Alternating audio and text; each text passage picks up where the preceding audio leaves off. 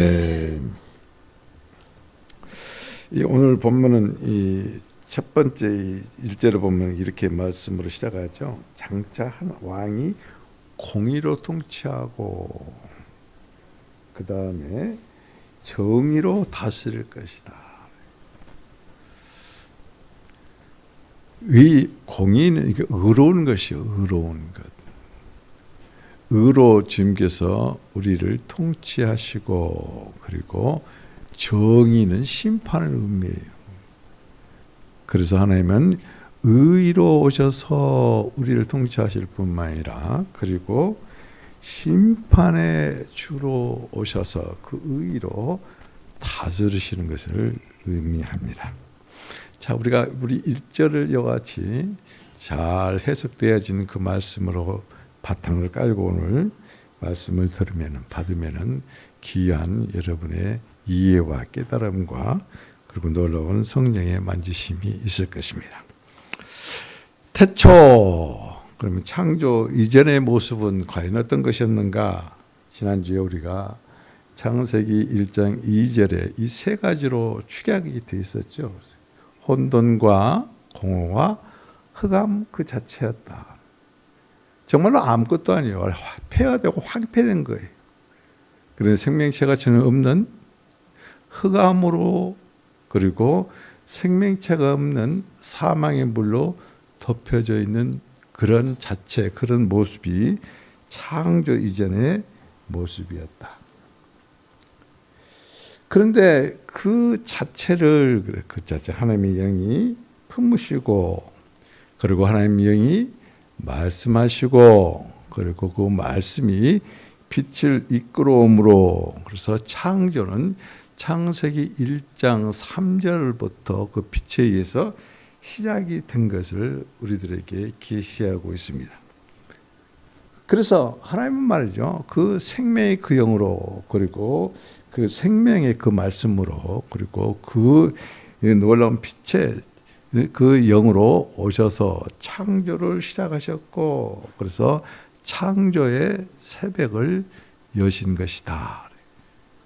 밤이 되고 아침이 되니 첫째 날이라. 그래서 온전히 빛으로 이같이 시작이 된 것을 우리가 알 수 있습니다. 이사야는 말이죠, 이사야 선지자는 하나님의 원수로 인해서 혼돈되고, 그리고 공허하고, 그리고 방황하는 세상에서 사는 사람들에게 약속하신 한 아이가 온다.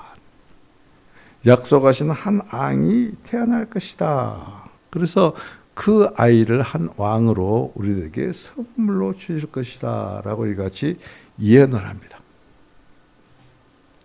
그가 세상을 통치하실 것입니다. 그런데 통치하신 그분의 이름은 기묘자라, 모사라, 전능하신 하나님이라, 영존하신 아버지라, 평강의 왕이라, 이렇게 불릴 것이라 라고 이같이 계시하고 있습니다. 예수님께서 성탄하신 목적이 이같이 영존하신 아버지고 전능하신 하나님이고 평강의 왕이다 하는 것이, 우리를 구원하시기 위해서만 오신 것이 아니라 그 무엇이 더 있다는 것을 우리에게 이같이 계시해 주신 것을 알 수 있습니다.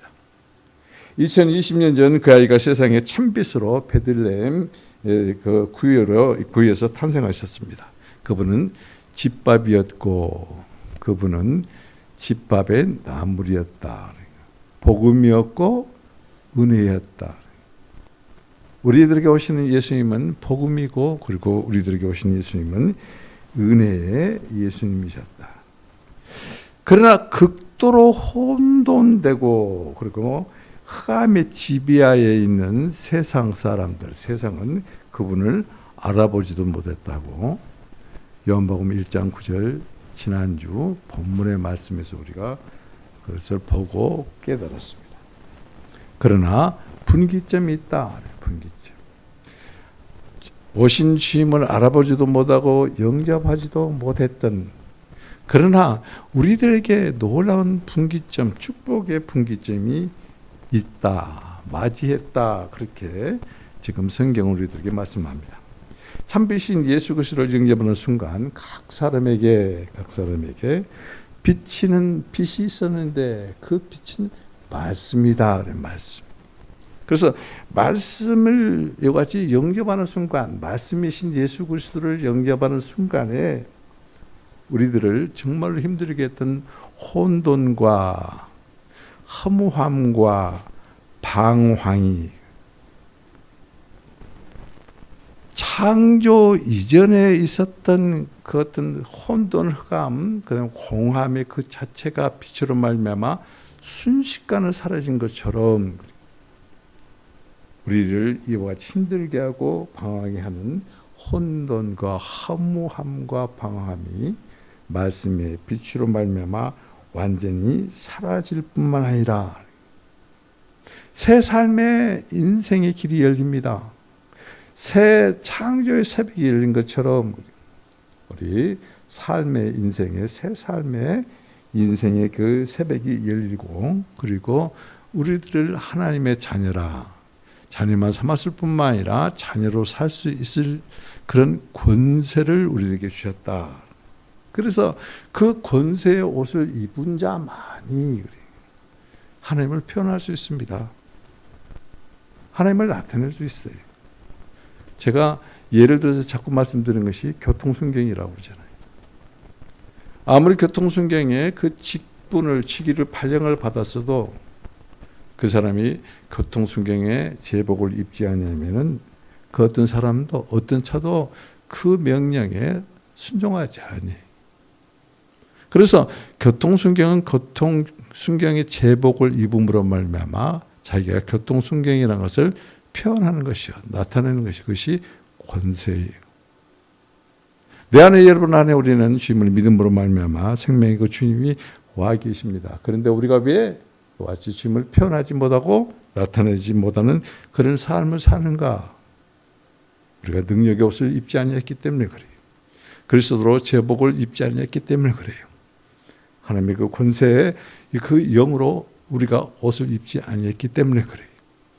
나는 오늘 여러분들이 말이죠, 이와 같이 성탄하신 예수님이 우리를 구원하시고 생명을 불어주시고 그리고 자녀만 삼아주신 것이 아니라 우리에게 권세의 옷을 입혀서 하나님을 표현하고 드러내게 하시고, 그리고 오늘 본문을 통해서는 하나님께서 그 놀라운 의로 통치하시고 그리고 심판과 함께 그 정의로 다스리시는 놀라우신 하나님.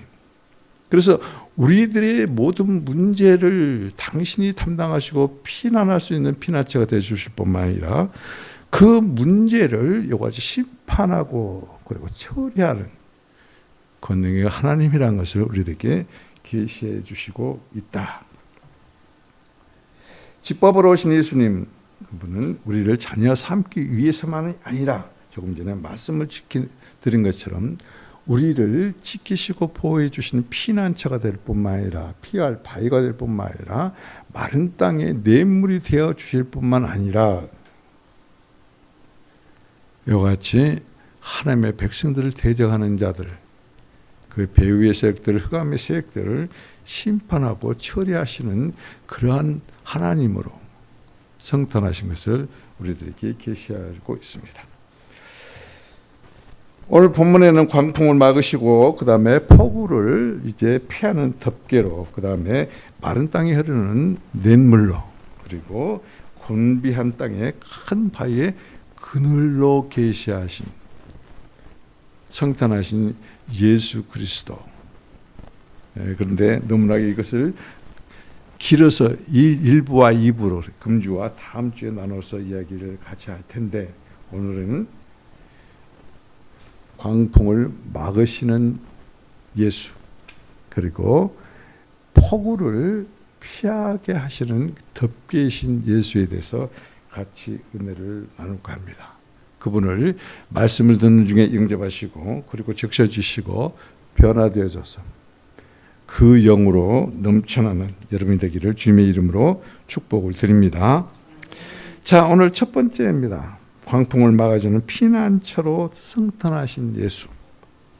오늘 본문 1절은 이제 말씀이 초대에 말씀을 드린 것처럼 의를 따라 통치하고 정의를 따라 사시는 한 왕, 의를 따라 통치하고 정의를 따라서 이것을 다스리는 한 왕, 또한 그 왕을 우리 한 사람 한 사람의 광풍을 막아주시는 왕으로 계시하고 계신다.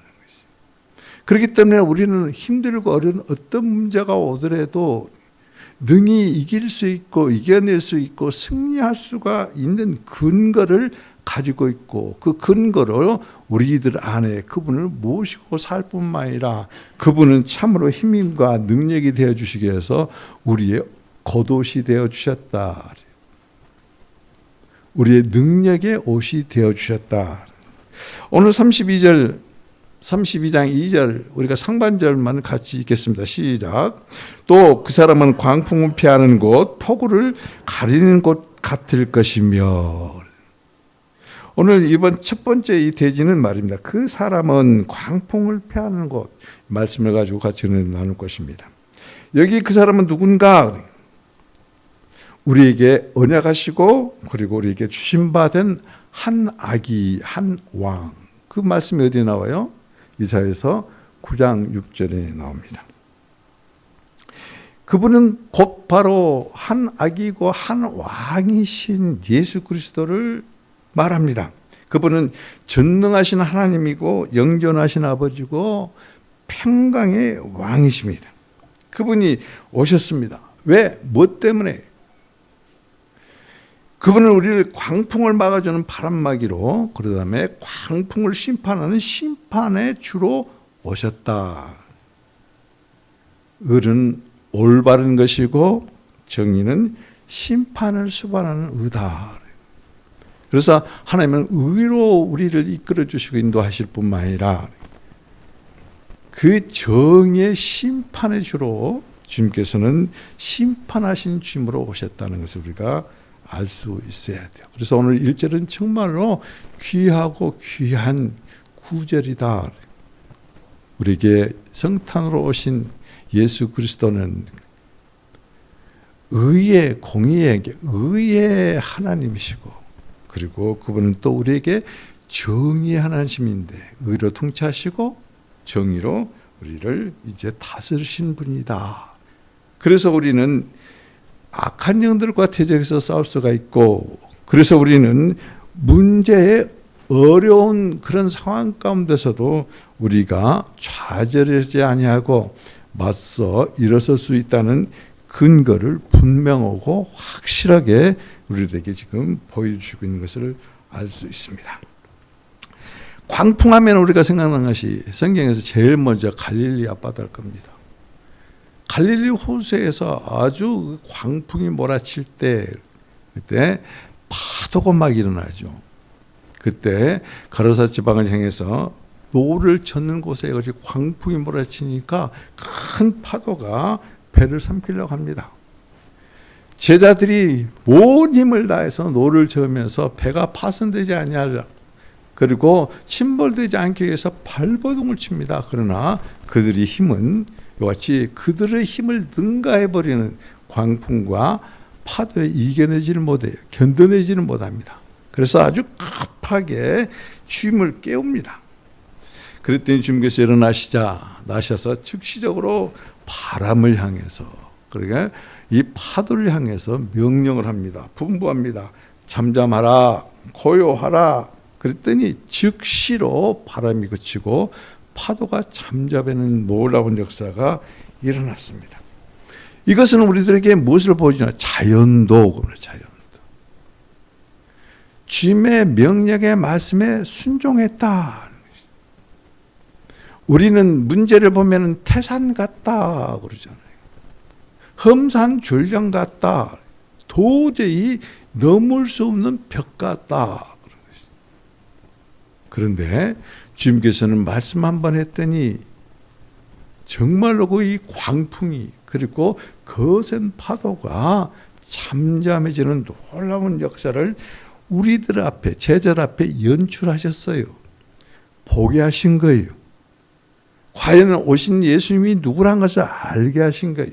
그리고 믿게 하신 거예요. 우리는 말이죠, 이 광풍을 잠잠하게 하신 예수님을 통해서 우리들이 삶 가운데, 생활 가운데 몰아치는 이 광풍, 거센 파도,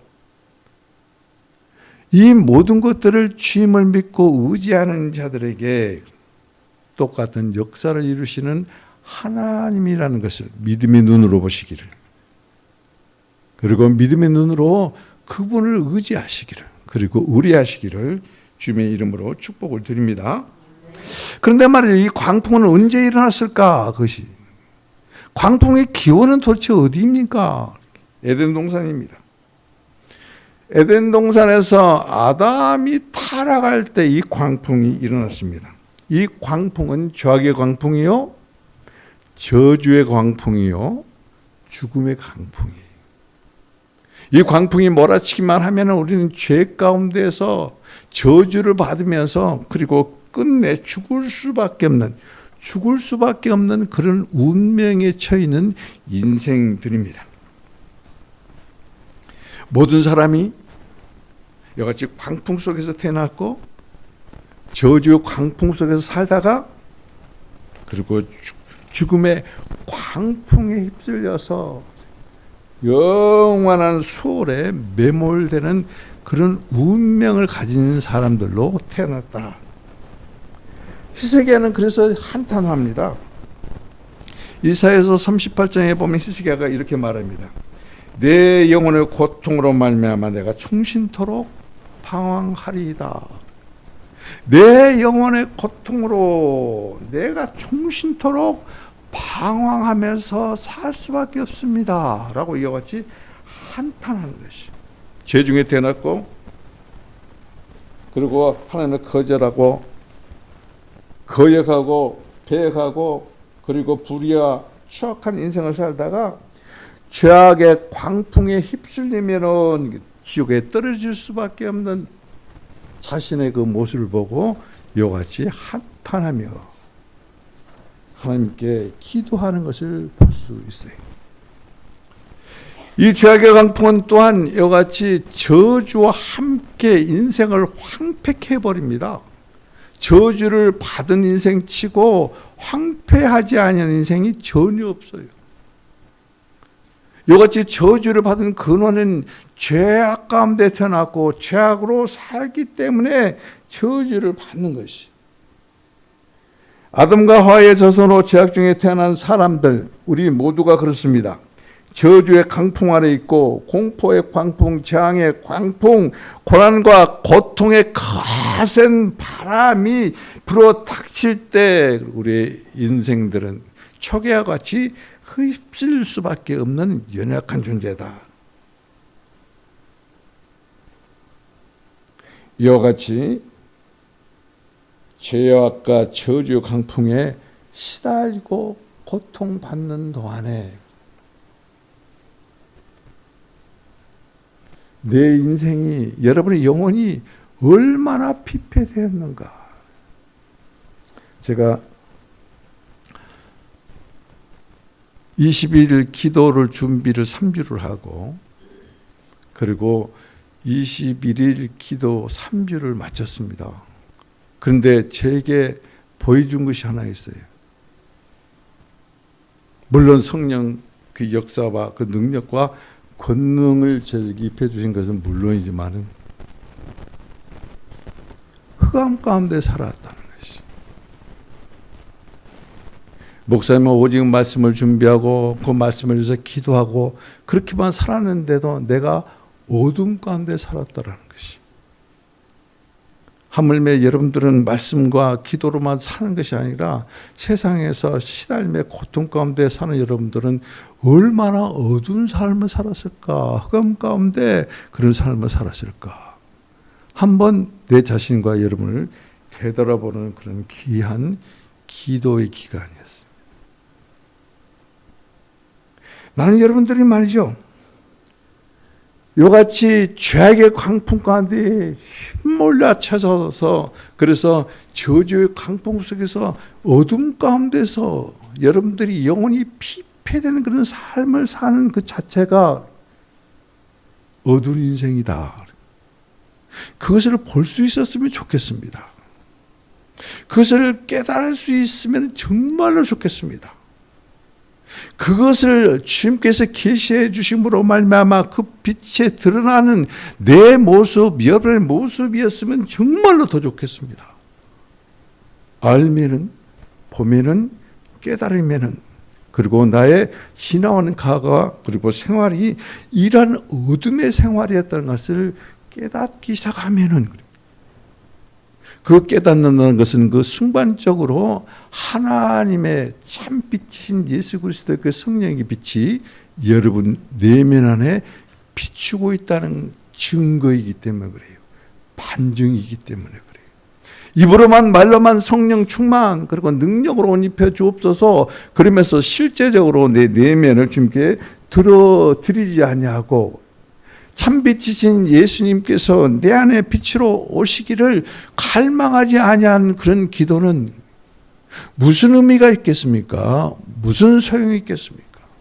왜 우리가 예수 그리스도를 믿고 그리고 주님의 그 영이 그리고 주님의 그 능력이 나의 옷으로 입혀 주옵소서 이것같이 간절히 기도하는 것은 뭐예요? 내가 변하기 위해서입니다.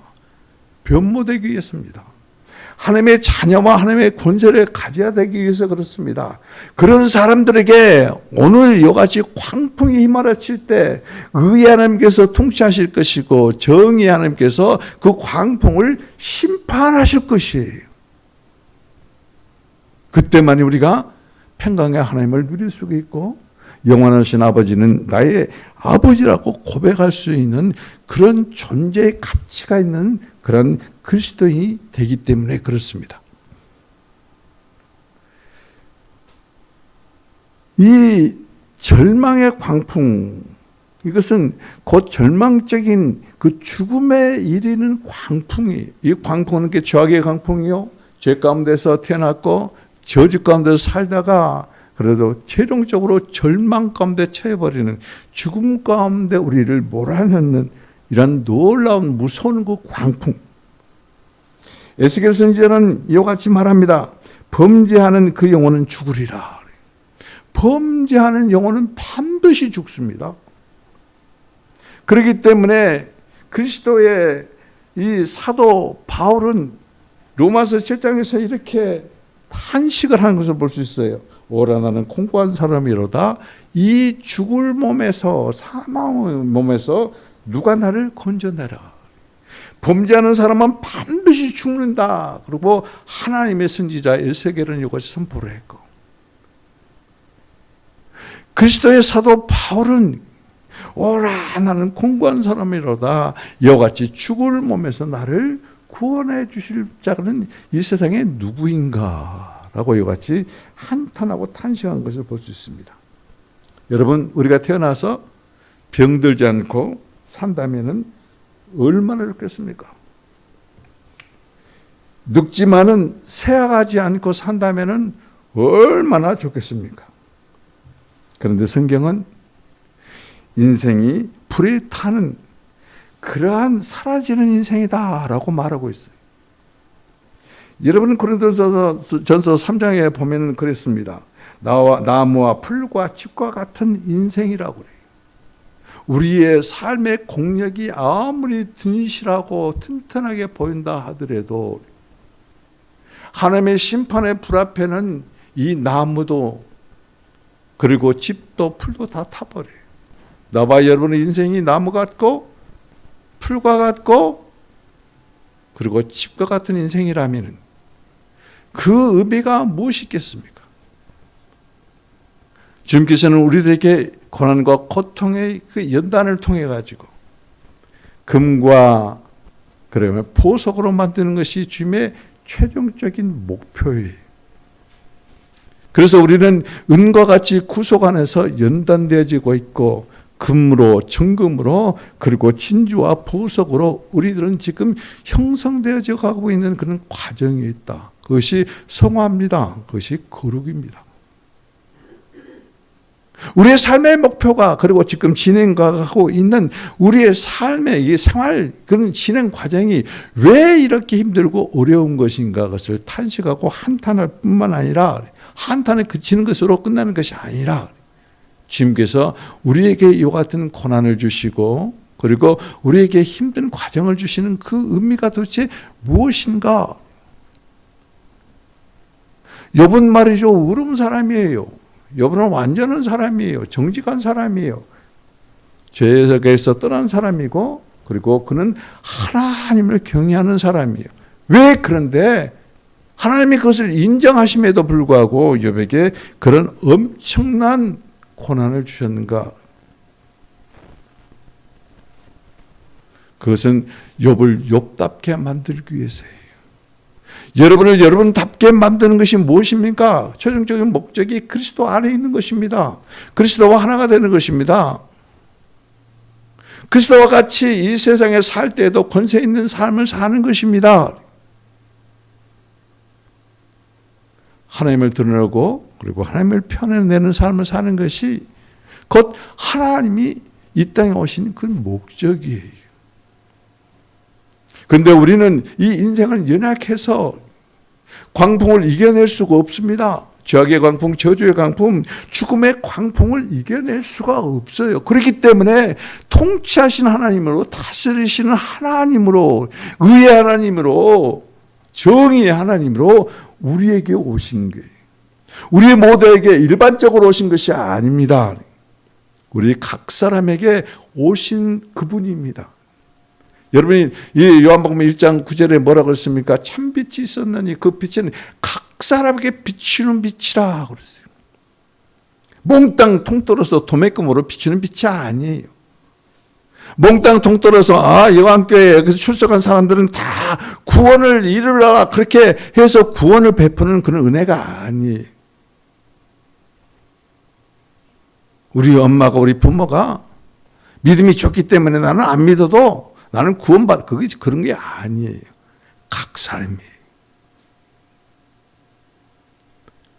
우리가 누구를 위해서 아무리 깊이 중보를 하고 그리고 여러분의 자녀를 위해서 기도한다 하더라도 그들이 예수 그리스도를 영접하지 않는 자는 영원한 멸망에 빠질 수밖에 없어요. 나는 기도했으니까 할 도리 다 했다 그러면 안 돼요. 기도한 사람이 모습이 그 예수 그리스도의 빛으로 자녀들에게 비춰질 때만이 그 빛의 복음의 역사가 그들이 심령 가운데서 일어나기 시작하는 것이. 그렇기 때문에 주님께서는 광풍 가운데서도 우리를 이와 같이 지켜주시고 보호해 주시고 그리고 그 광풍의 배후에서 역사하는 어둠의 세력들을 심판하시는 주님이에요. 여러분들 심판받을 그런 존재로 예수 그리스도를 믿습니까? 아니면은 주님의 지키심과 보호하심을 받고 주님과 함께 원수 대적들을 심판하는 위치에 있는 그러한 성숙된 그리스도인으로 여러분들은 지금 다가가고 있는가? 그와 같은 믿음과 신앙을 가지고 있는가? 우리가 깊이 알고 깨달아야 될 것이 곧 이런 부분입니다. 여러분, 갈릴리아 바다에서 이같이 광풍이 일어나고 파도가 배를 침몰할 때 제자들은 완전히 파멸 직전에 있었다. 죽음 직전에 있었다. 그런데 그 죽음 직전에, 파멸 직전에, 배가 파손되기 직전에, 바다에 완전히 수상되기 바로 직전에 구원의 줄 자가 누구인가? 누가 이와 같은 광풍에서, 이 비참한 광풍 속에서 건져낼 수가 있겠는가? 우리가 흔히 말하는 나의 피난처 대신 예수밖에 없습니다. 폭풍이 아무리 맹렬하게 그 유세를 떨치지만은 어느 순간에는 소멸하고 마는 것을 우리들은 기상예보를 통해서 그리고 현실적으로 그것은 체험하고 알고 있는 지식이에요. 죄와 저주와 이와 같이 죽음의 광풍이 몰아치지만은 모든 것을 담당하신 십자가 예수 앞에서는 소멸되고 만다는 이 믿음이, 이게 신앙이에요. 나에게 지금 몰아치고 있고 나에게 힘들게 그리고 어려운 문제가 있다 하지만은 여러분들이 십자가의 예수, 십자가에 달리신 예수를 바라보며 믿음으로 주님과 함께하는 그 순간에 남태평양에서 이같이 일어났던 폭풍으로 몰고 와 한반도를 강타하지만은 그 어느 순간에는 소멸되고 마는 것처럼 예수님께서는 그 모든 것들을 혼자 홀로 담당하시고, 그리고 그와 같은 광풍들이, 저주의 강풍들이, 죽음의 강풍들이 주님 앞에 소멸된 것을 알 수 있어요. 그렇다면 우리는 누구 안에 있어야 되는가? 예수 그리스도 안에 있어야 돼요. 예수 그리스도로 말미암아 거듭났다면, 예수 그리스도의 생명으로 살고 있다면, 그러면 어디 안에 있어야 되는가? 예수 그리스도 안에 있어요. 광풍을 막아주시는 예수 그리스도, 그분과 함께 있을 때 나와 여러분들의 이와 같이 어려운 문제는 주님의 은혜 가운데서 모든 것이 소멸되는 놀라운 역사를 하나님께서 이루어 가십니다. 주님께서는 이렇게 말씀하셨어요.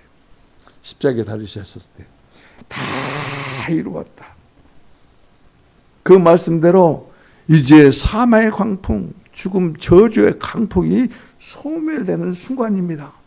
그리고 주님께서는 부활하심으로 말미암아 승리하셨고, 그래서 우리를 죄에서 구속하시고 속량하시고, 그리고 사망의 권세에서 건져내 주셔서 하나님의 나라, 하나님의 아들의 영원한 나라로, 그 나라의 백성으로 우리를 옮기신 것을 지식이 아니라, 나 알고 있어요, 그게 아니에요. 지금 그 영이 나와 여러분 가운데서 운행하시고 계시고 만지고 계시거든요. 그래서 그 영의 움직이심과 만지심에 따라서 내가 참으로 하나님의 나라, 하나님의 사랑하는 아들의 나라로 내가 영원히 옮겨져서 영원한 하나님 나라의 백성이라는 것을 지식으로 고백한 것이 아니라 정말로 여러분 영 안으로 고백하는 참된 믿음의 여러분이 되기를 주님의 이름으로 축복을 드립니다. 십자가의 주 예수는 믿는 자에게 광풍을 피할 수 있는 영원한 피난처입니다. 그래서 주님께서는 수고하고 무거운 짐진 자들아 다 내게로 와서 안식하라, 쉬어라 그랬잖아요. 그래서 하나님께서는 이같이 세상에서 광풍으로, 저주의 광풍으로, 사망의 광풍으로 정말로 힘들게 그리고 어렵게 사는 우리들에게 나는 내 안식처다, 그러니까 너는 나에게 와서 쉬어라고 이같이 초청하는 것을 알 수 있어요. 우리를 새 사냥꾼의 올무에서 그리고 극한 연병에서 건져주시는 그 하나님, 그 예수님 안으로 우리는 피난해야 우리는 그 안식을 누릴 수가 있습니다. 지금 극성스럽도록 코로나19 팬데믹이 이 온 세상을 지금 완전히 억압하고 있어요. 그렇다면 이 같은 여기 코로나 바이러스의 이 광풍을 우리가 이겨낼 수 있느냐? 없어요. 그러나 이 사망의 강풍 마귀가 되어주시는 예수 그리스도 안으로 피난했을 때만이 그때 팬데믹 같이 바이러스의 광풍, 죽음의 광풍은 소멸되고 말 것입니다. 내가 이와 같이 바이러스에 걸려서 죽으면 어떡고 그렇게 근심하고 걱정하면서 살며 위축하고 사는 것이 아니라 나의 바람막이가 되어주시는, 사망의 죽음의 바람막이가 되어주시는 예수님이 승탄하셨고 그분이 지금 나의 바람막이시다고 여기까지 고백하는 그 순간에 주님은 우리의 구원의 주로 역사하실 것입니다. 자, 두 번째입니다. 성탄하신 아기 예수는 폭우를 가리는 것이다. 자, 오늘 여러분 말이죠. 32장 2절 상반절 다시 한번 읽겠습니다. 시작. 또 그 사람은 광풍을 피하는 곳, 폭우를 가리는 곳 같을 것이며, 광풍마개가 되어주시고 폭우로부터 우리를 보호해주시는 덮개가 되어주시는 예수님. 여러분, 이것이 믿음이에요. 우리는 눈에 보이는 덮개만을 생각합니다. 우리는 눈에 보이는 바람막이만을 생각합니다. 그런데 예수님은 우리의 바람막이고, 그리고 우리의 폭우로부터 우리를 덮어주시는, 보호해주시는 덮개인 것을. 여러분, 성막의 구조를 잘 보십시오. 그 속에 주님으로 말미암아 모든 벽들이 생깁니다. 그 속에 그 주님으로 말미암아 덮개가 덮어집니다. 사중으로 덮어져요. 그 주님께서 우리를 덮으심으로 말미암아 폭우로부터 우리를 지키시고 보호해 주시는 것이에요. 자, 그렇다면은 폭우는 어디에서부터 쏟아집니까? 하늘에서 쏟아지는 비를 말합니다. 하늘에서 쏟아지는 이 비는 무엇을 뜻합니까? 심판입니다. 하나님의 심판이 하늘로부터 땅으로 막 쏟아져 내리는 것이에요. 노아 시대 궁창이 열리고, 그리고 그 비가 폭우로, 그래서 놀라운 홍수로 바꿔지는 놀라운 역사가 일어났습니다. 그런데 방주 밖에 있는 것들은 다 죽었어요.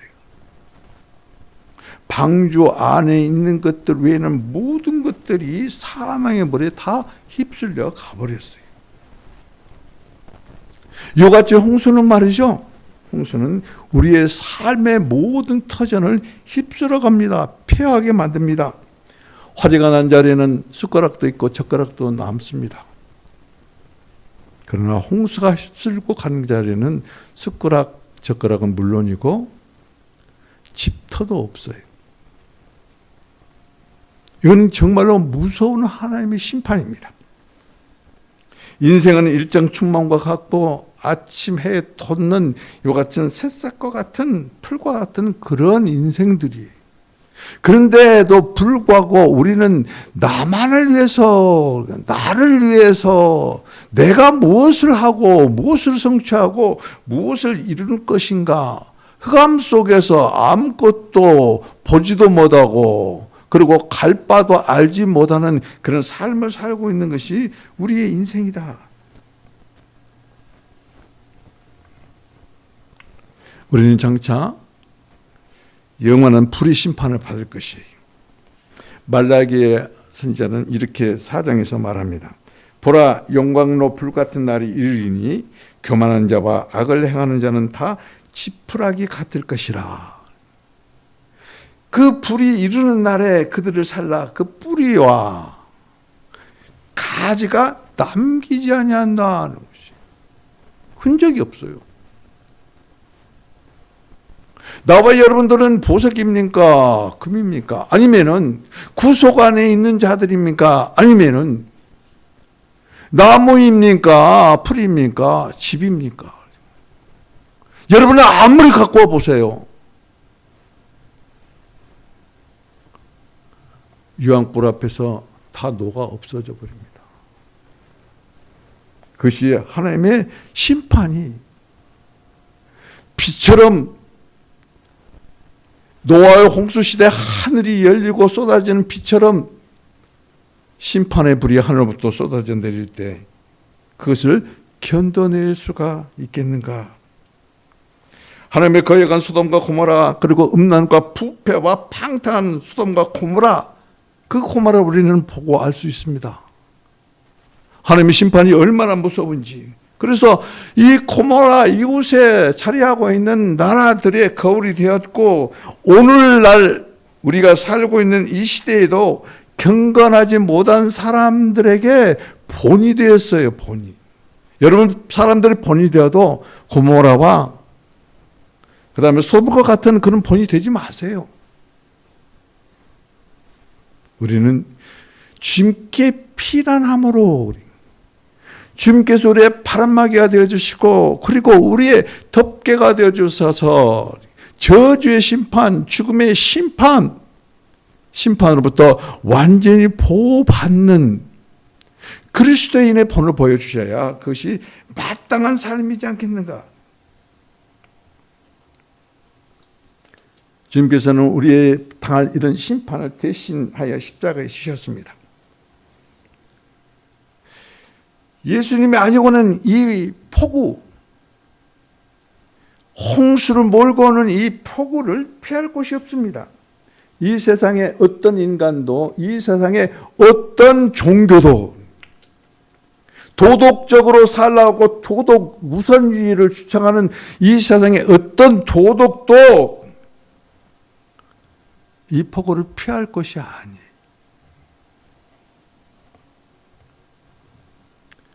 폭우를 피할 곳은 오직 예수 그리스도 한 분밖에 없습니다. 십자가 위에 쏟아진 하나님의 진노 심판을 예수님께서는 홀로 십자가에 달리신 예수를 대신해서 누가 그 십자가에 달려서 예수님을 막아준 자가 있었습니까? 없습니다. 이 폭풍, 이 폭우 고스란히 주님께서 십자가에서 홀로 담당하셨다. 처절한 하나님의 심판, 진노의 심판 앞에 주님께서 부르짖습니다. 엘리 엘리 라마 사박다니 나의 하나님 어찌하여 나를 버리셨나이까. 얼마나 고통스러웠으면, 얼마나 괴로웠으면, 어찌 보면은 사람이신 예수 혼자 담당하기에 너무나도 버거웠던 진노의 심판이었으면, 아버지여 저들을 위해서 기도합니다. 저들이 자기가 지은 죄를 모릅니다. 용서하여 주옵소서 시작했던 십자가의 기도가 지금은 도저히 감당할 수가 없어서 엘리 엘리 라마 사박다니 나의 하나님 어찌하여 나를 버리셨나이까. 그리고 마지막 숨을 몰아쉬고 이제 다 이루었다. 아버지여 나의 영혼을 의탁합니다. 마지막 말씀을 남기시고 죽으신 예수. 예수님께서 이같이 당하는 그 고난을, 그 사랑의 고난을, 그 사랑의 깊이를, 높이를, 길이를, 넓이를 우리가 어떻게 깨달을 수 있겠습니까? 우리의 상상을 완전히 초월하는 주님 홀로 담당하시는 인류의 모든 죄와 악을 다 담당하신 분입니다. 이같이 십자가에 달리실 예수를 이사야는 이같이 예언했어요.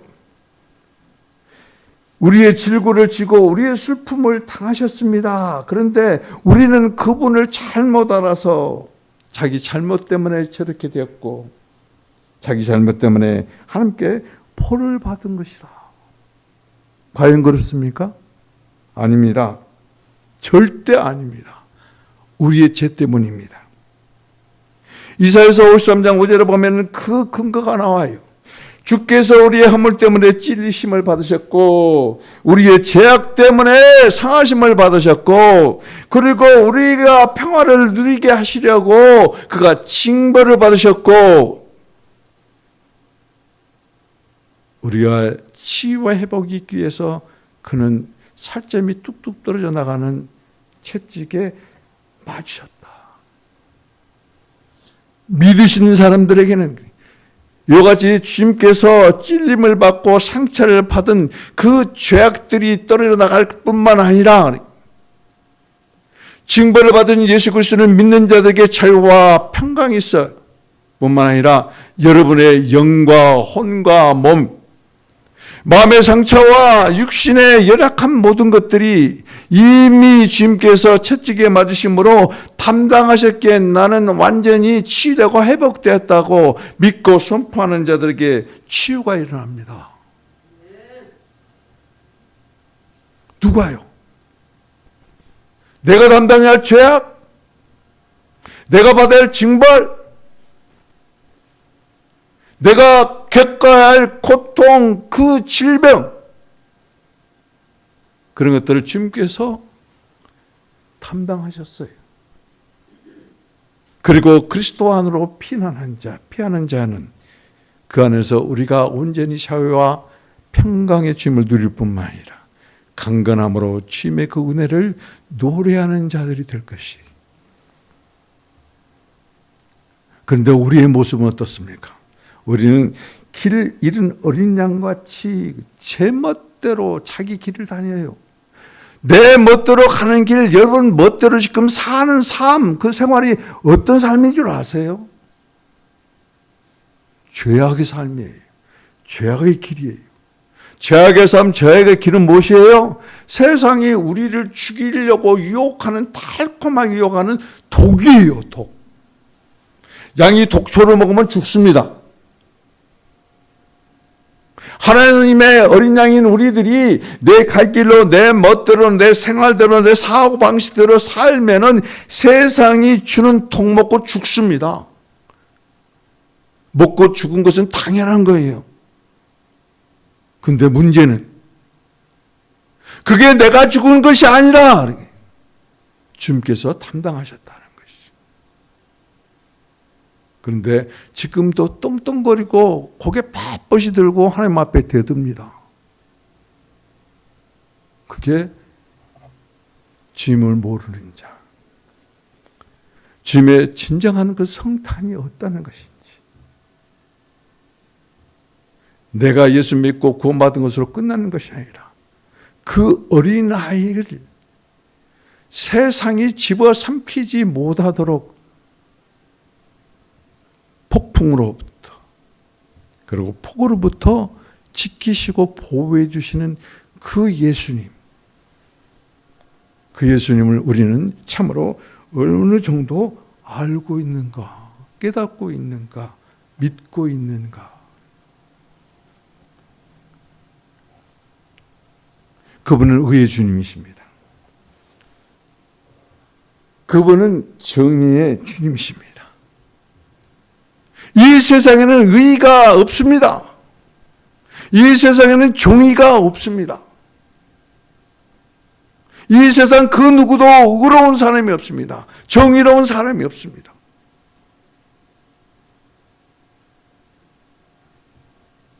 그런데 한 분 예수, 그분만이 우리의 의이시고 그분만이 우리의 정의이십니다. 그렇다면은 누구를 믿어야 되는가? 누구 안으로 들어가야 되는가?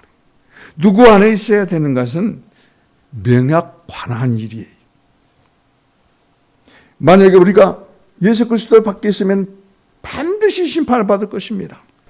반드시 유황불못에 던져짐을 받을 것입니다. 그러나 그리스도 안에 피난하는 자는 유황불못이 우리들에게는 없습니다. 심판은 우리들에게 없습니다.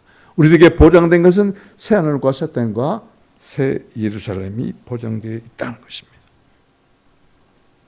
이것을 보장하시기 위해서 예수님께서는 토살장에 끌려가는 양처럼 털 깎는 자 앞에서 아주 순종하는 그런 것이 양처럼 잠잠했다. 그리고 담당하셨다. 잠잠히 당신이 짊어져야 될 우리의 모든 죄악을 다 담당하시고 거기에 대해서 어떤 반론도 변론도 불평도 없으셨다. 잠잠했다.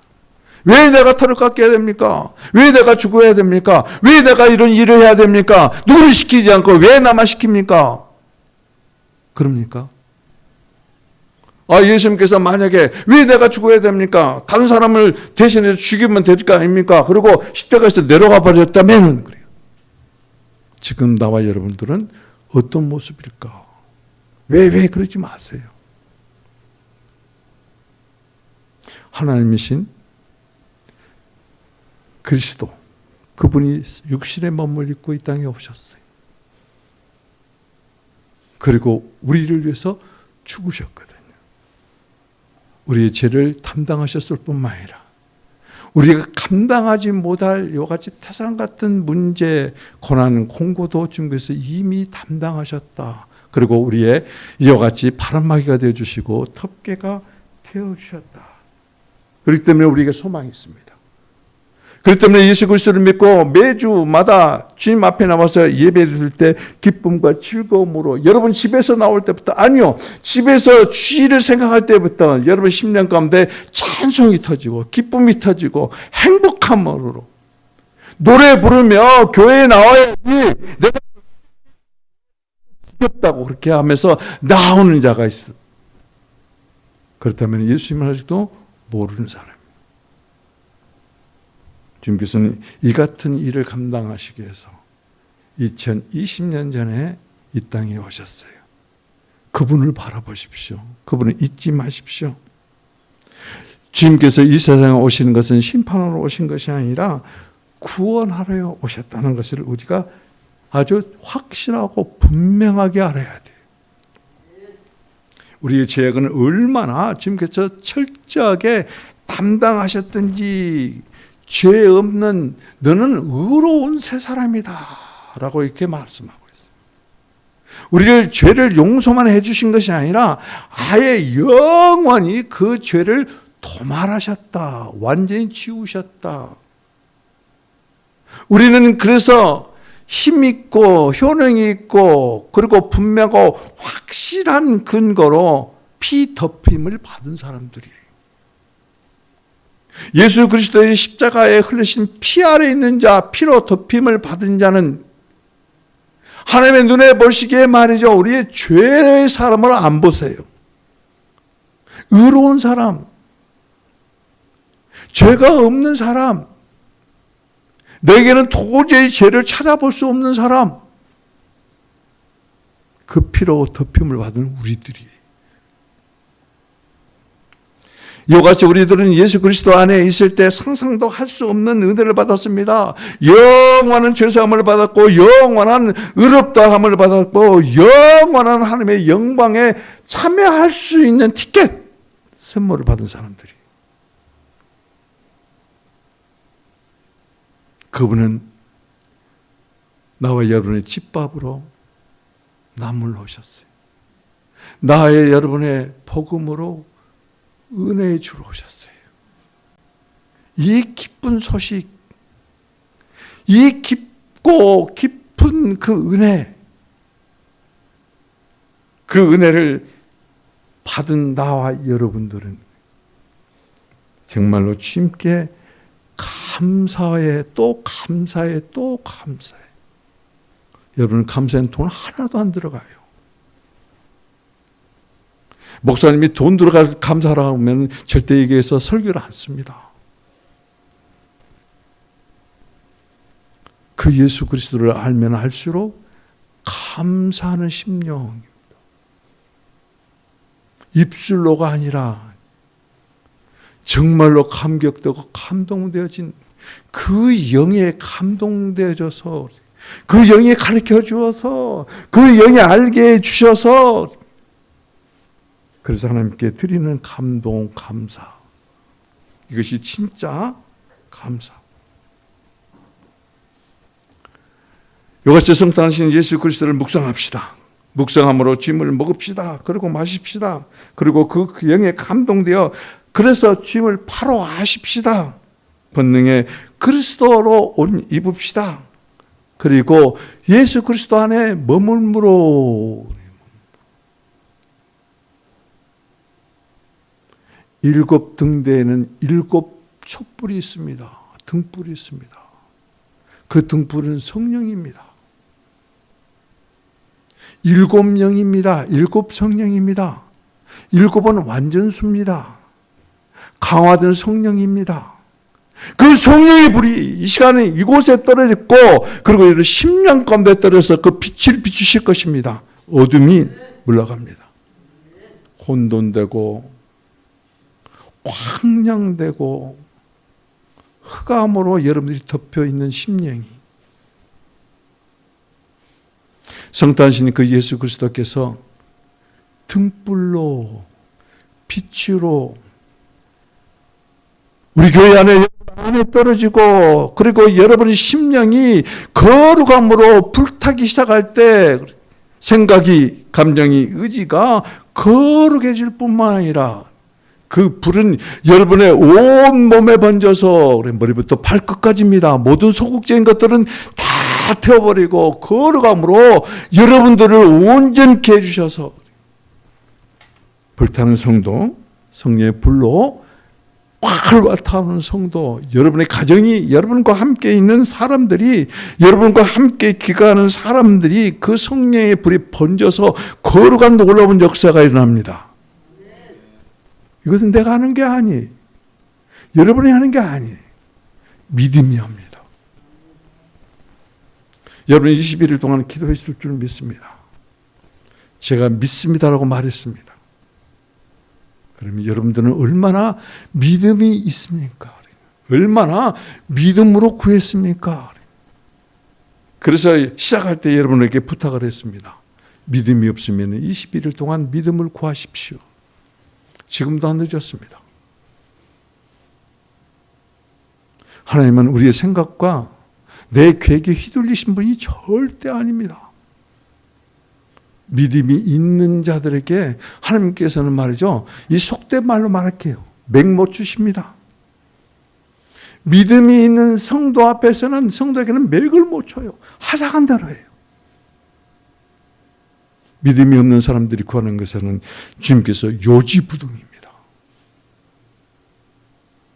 믿음이 있는 자들에게 생명의 영이 여러분 안에 충만하실 것이고, 믿음이 있는 여러분들에게 성령께서 능력과 권능으로 입혀 주실 것입니다. 그 불타는 성령이 우리 교회에서 여러분을 통해서 활발 불이 타오를 때, 우리 김재준 권사하고 한복무 사모한테 그랬어요. 우리 교회에서 성령의 불이 막 타올라가지고 소방서에서 그냥 이 인천에 있는 모든 소방관들이 다 왔으면 쓰겠다 그랬어요. 우리 교회.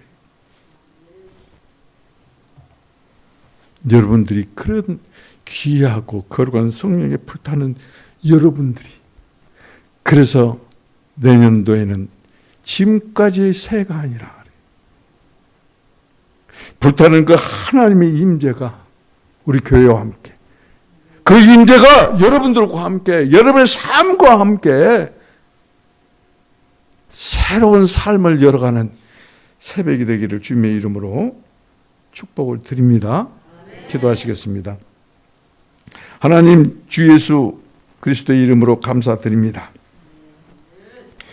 우리의 죄악과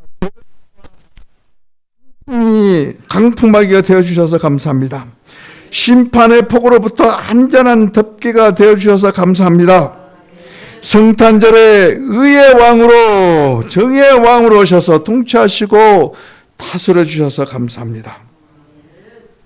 이제 나서는 주 예수 그리스도 이름으로 모든 원수들에게 명령하노니, 우리 성도와 교회를 아까워하는 모든 문제의 강풍은 물러가라. 폭우는 떠나갈지어다.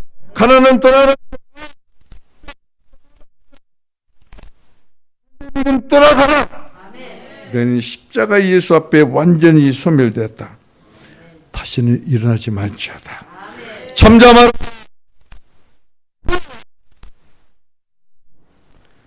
들으시고 응답하시고 우리의 치유와 회복의 그 영으로 운행하신 그 감사하는 이름 주 예수 그리스도의 이름으로 기도합니다. 아멘.